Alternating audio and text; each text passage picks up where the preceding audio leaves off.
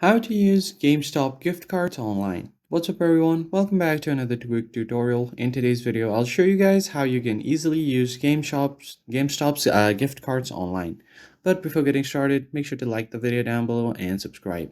So the first thing that you need to do is open up your web browser and log into GameStop.com.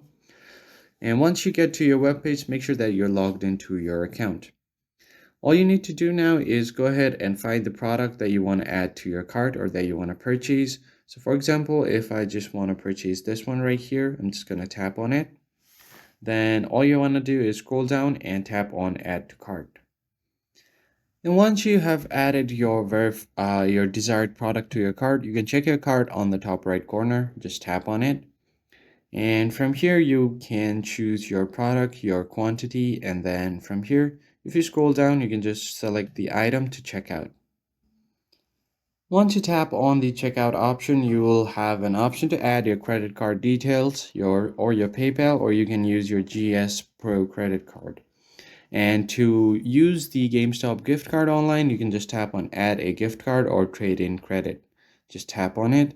Make sure that your card number is correct and you apply the PIN as well. The PIN is correct as well.